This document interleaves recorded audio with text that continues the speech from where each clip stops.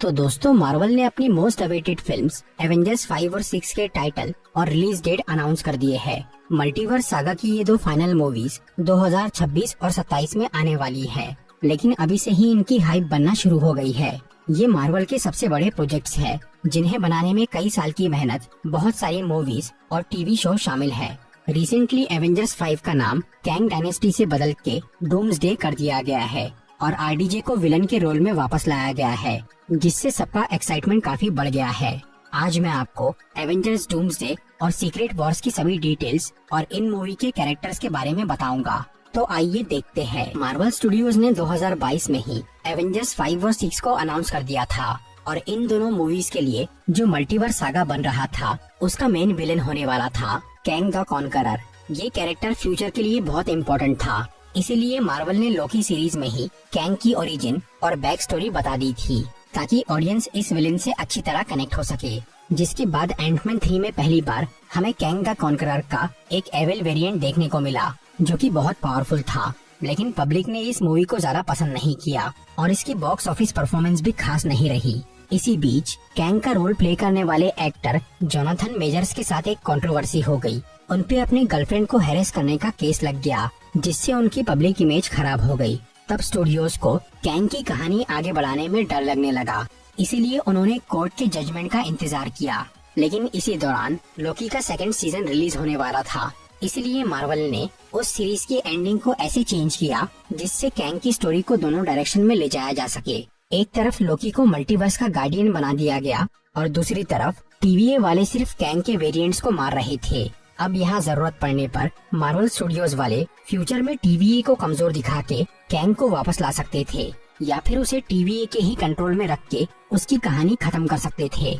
इस पॉइंट तक सब कुछ ऐसे सेट हो गया था कि कैंग के वापस आने या न आने से मेन स्टोरी को ज्यादा फर्क नहीं पड़ता। फिर जैसे ही जोनाथन मेजर्स कोर्ट में गिल्टी साबित हुए, तो मार्वल ने उन्हें अपनी सभी फ्यूचर मूवीज से फायर कर दिया। ये सिचुएशन कंपनी वालों के लिए बहुत मुश्किल थी, क्योंकि लोकी सीजन 1 और सीजन 2 के सुपर हिट होने से ऑडियंस में कैंग का कैरेक्टर काफी पॉपुलर हो गया था और वो सबके लिए मल्टीवर्स सागा का मेन विलन बन चुका था। कैंग द कॉन्करर जैसे सुपर विलन को ऐसे अचानक हटाना स्टूडियोज के लिए रिस्की हो सकता था, और उसके लेवल का कोई नया विलन लाना और वो कैरेक्टर को दोबारा बिल्ड करना, ये बहुत लंबा काम था। इस रिस्क को कम करने के लिए मार्वल ने अपने सबसे पुराने और successful actor Robert Downey junior को नए सुपर विलेन यानी डॉक्टर डूम के रोल के लिए कास्ट कर लिया। ये एक बहुत बड़ा डिसीजन था, लेकिन आरडीजे की फैन फॉलोइंग और एमसीयू में उनका स्टेटस आज भी बरकरार है, इसलिए इस न्यूज ने पूरे इंटरनेट को हिलाकर रख दिया और फैंस बहुत एक्साइटेड हो गए अपने फेवरेट एक्टर को एमसीयू में दोबारा देखने के लिए। कैंग को जो पॉपुलैरिटी इतने सालों में मिली थी, उससे कई गुना ज्यादा फेमस आरडीजे का डॉक्टर डूम हो गया है। एवेंजर्स 5, जिसका नाम पहले द कैंग डायनेस्टी होने वाला था, अब उसे बदलकर डूम्सडे कर दिया गया है। ये इस बात का सबूत है कि अब कैंग की जगह डॉक्टर डूम ही मल्टीवर्स सागा का मेन विलेन बनने वाला है।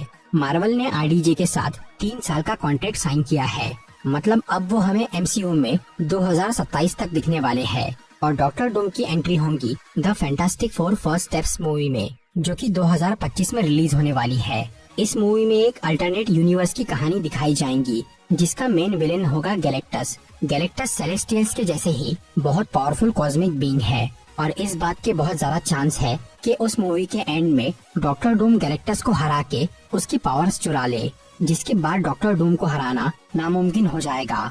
मल्टीवर्स सागा को आगे बढ़ाने के लिए डॉक्टर डूम की डेंजरस पावर्स को शो करना जरूरी है, इसीलिए हो सकता है कि डॉक्टर डूम के हाथों कैंग की पूरी काउंसिल को ही खत्म कर दिया जाए। इससे ऑडियंस को समझ में आएगा कि ये विलेन मल्टीवर्स सागा के लिए कितना बड़ा खतरा है। गैलेक्टस या कैंग जैसे पावरफुल विलेन्स को मार के डूम अपनी पावर्स को एस्टेब्लिश करेगा और ये दिखाएगा कि वो थेनोस का भी बाप है।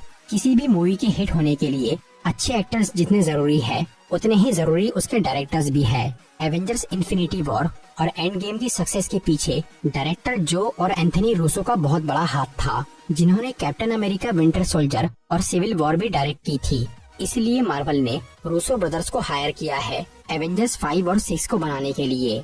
इससे फैंस काफी खुश है और उम्मीद कर रहे हैं कि इन्फिनिटी सागा के ही तरह मल्टीवर्स सागा में भी रूसो ब्रदर्स अपना कमाल दिखाए। अब बात करते हैं एवेंजर्स 5 और 6 की स्टोरी के बारे में। भले ही मार्वल ने कैंग डायनेस्टी का नाम बदल के डूम्सडे कर दिया है, लेकिन अभी भी एवेंजर्स सीक्रेट वॉर्स की मेन स्टोरी वही है। उस मूवी में हमें एक ग्रैंड इवेंट देखने को मिलेगा जहां मल्टीवर्स के कई सारे कैरेक्टर्स एक दूसरे से टकराएंगे। फिलहाल मल्टीवर्स की हालत बहुत नाजुक है, जिसे लोकी ने किसी तरह संभाल के रखा है और डूम्सडे की स्टार्टिंग में एक बड़ा इनकर्जन हो सकता है, जैसा हमें डॉक्टर स्ट्रेंज के सेकंड पार्ट में टीज किया गया था। इनकर्जन का मतलब है दो अलग अलग यूनिवर्स का टकराना, जिससे एक या दोनों यूनिवर्स तबाह हो जाते हैं। एवेंजर्स 5 और 6 में इनकर्जन एक मेजर स्टोरी पॉइंट होगा, जिससे सभी हीरोज को डील करना पड़ेगा। सीक्रेट वॉर्स कॉमिक्स में डॉक्टर डूम एक सेंट्रल विलेन था, जहां वो इनकर्जन के बाद डिस्ट्रॉयड यूनिवर्स के टुकड़ों को जोड़कर एक नया प्लेनेट बनाता है, जिसे बैटल वर्ल्ड कहा जाता है। फिर डॉक्टर डूम उस प्लेनेट का राजा बन जाता है और वो गॉड एम्परर डूम कहलाता है। एमसीयू में हमें बैटल वर्ल्ड का सिमिलर वर्जन देखने को मिल सकता है। कई फैंस का ये मानना है कि सीक्रेट वॉर्स में बैटल वर्ल्ड की जगह वॉइड का यूज किया जाए, जो कि समय के अंत में मौजूद एक जगह है, जिसे हमने लोकी सीरीज में देखा था। वॉइड में हर यूनिवर्स की चीजें और लोग मौजूद है, इसलिए उस जगह को बैटल वर्ल्ड का रिप्लेसमेंट बनाया जा सकता है। अब तक हमने सभी एवेंजर्स मूवी में देखा है कि सुपर हीरोज की टीम हमेशा विलेन से लड़ती है, लेकिन सीक्रेट वॉर्स में कुछ ऐसा हो सकता है जो एमसीयू में पहले कभी नहीं देखा गया। कुछ हीरोज और उनके वेरिएंट्स डॉक्टर डूम के साथ मिलकर एवेंजर्स के खिलाफ लड़ते हुए दिख सकते हैं, और इस लिस्ट में सबसे पहला नाम है स्कारलेट विच और डॉक्टर स्ट्रेंज का। कॉमिक्स में एक बार डॉक्टर डूम ने स्कारलेट विच की जान बचाई थी, जिसके बाद उसने उसकी मेमोरी मिटाकर उसे अपनी टीम में शामिल कर लिया था। एमसीयू में भी कुछ ऐसा देखने को मिल सकता है।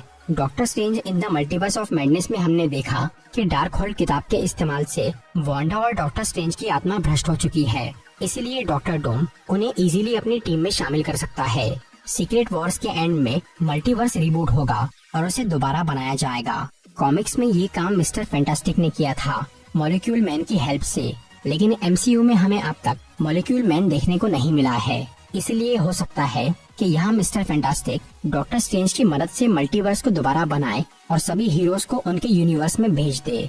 डॉक्टर स्ट्रेंज का इस मूवी में बहुत बड़ा रोल होने वाला है, क्योंकि एमसीयू में लोकी के बाद डॉक्टर स्ट्रेंज ने ही मल्टीवर्स में सबसे ज्यादा ट्रेवल किया है।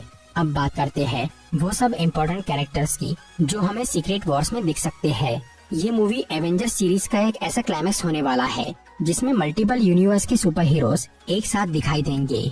सबसे पहले बात करते हैं एवेंजर्स के नए लाइनअप की, जो डूम के खिलाफ लड़ेंगे। आयरन मैन, कैप्टन अमेरिका और ब्लैक विडो जैसे मेन कैरेक्टर्स का एंड हो चुका है, इसीलिए अब दूसरे हीरोज को लीड करना होगा। सीक्रेट वॉर्स में हमें Spiderman, Antman, Doctor Strange, Sam Wilson, Captain Marvel, Shang Chi, Thor और हल्क जैसे बड़े कैरेक्टर्स तो दिखेंगे ही।